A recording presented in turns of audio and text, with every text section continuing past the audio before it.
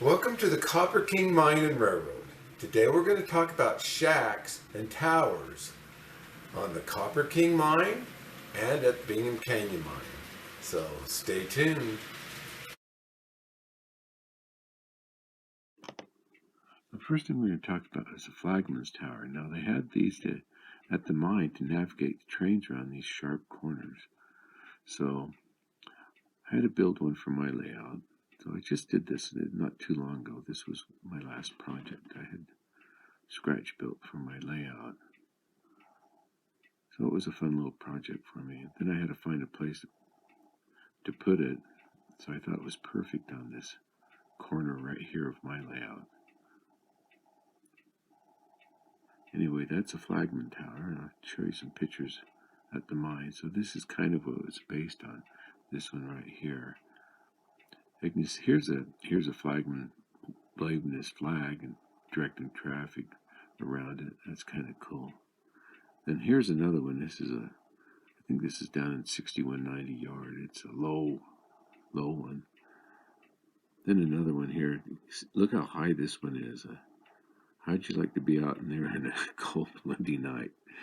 Anyway, and then you can see how they used them at the mine. This is a real short corner right here, and they navigated around that. There's another cool picture of one right here.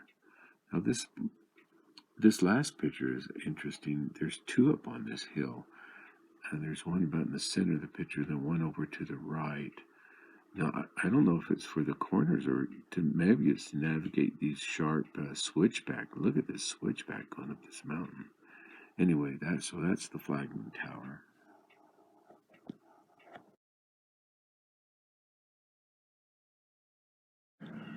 The next towers we're going to talk about are the yard towers. I have 3 yard towers on my layout, one at the mills, one at the dumps, and one over the city. Now this is the one at the mills area. Now I didn't build this one. This was bought used. I like to buy these used structures and fix them up, paint them and that, stress them out. And that's what I did with this one. What's neat about this one is whoever did it, they did a really fine job. We'll look inside when that train passes here and look inside here.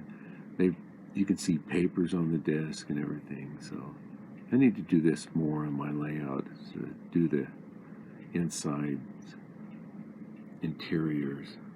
I noticed that when I was making the building, these videos. Now here's the one over the dump area. I love the position I put it in between these 2 tracks right here. So this is running the yard area over here for the dumps. And this is another one I purchased used and then fixed up. I think that's a fun thing to do. And this one over the city, this one leads over to the shops area. And I did scratch build this one. This is one I built.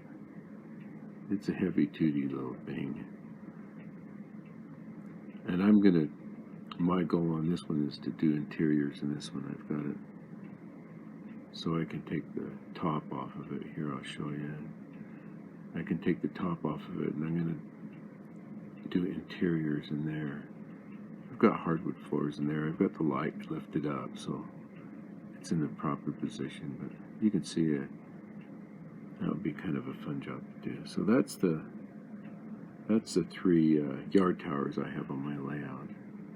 At the Bingham Canyon Mine, they only had the 1 yard tower, and that was the one at Copperton. That's right here. The yard tower right here. There's the board for it. I took this picture a few years ago. No more rails are in there. The last trains ran in the early 2000s, but this was a crescent-shaped yard, open end at both ends, and trains would come down from the mine and make up a long train, and then the big motors would take them out to the mills and Magna. So that's the yard towers.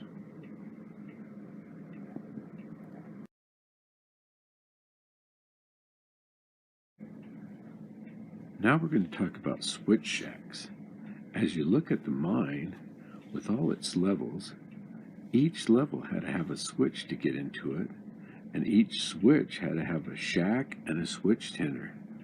So on my Copper King Mine and Railroad, every switch over at the mine area has a switch shack. So here's some of the switch shacks. Here's one here and up the hill here. So everywhere there's a switch, I have a switch shack. And these again are just purchased, used, and then restored and fixed up. Getting into the top levels, that one got you into the top levels. So the mine had many switch tenders, many switch shacks. We'll show some pictures of that. This is on the other side.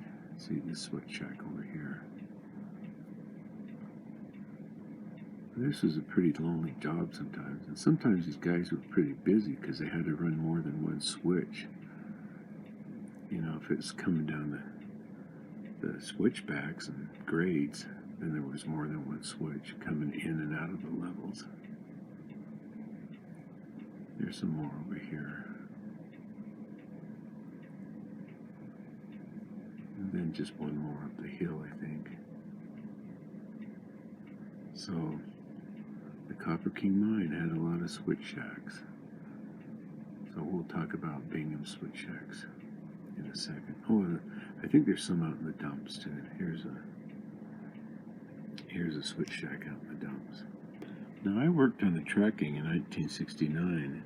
In the mine they still had a lot of switch shacks and switch tenders.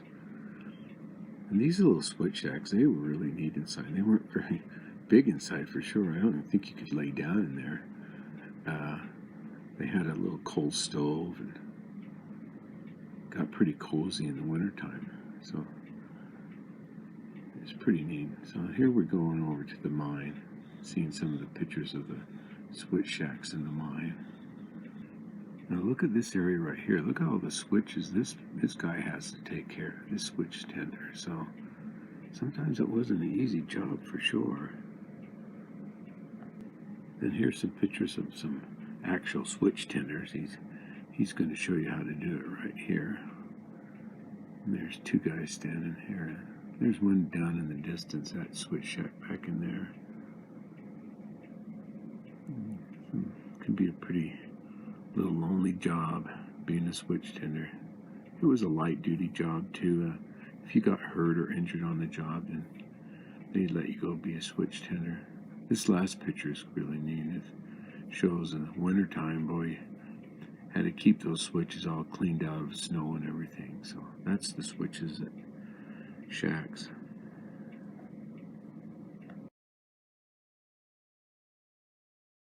Next we're going to talk about the crew shack.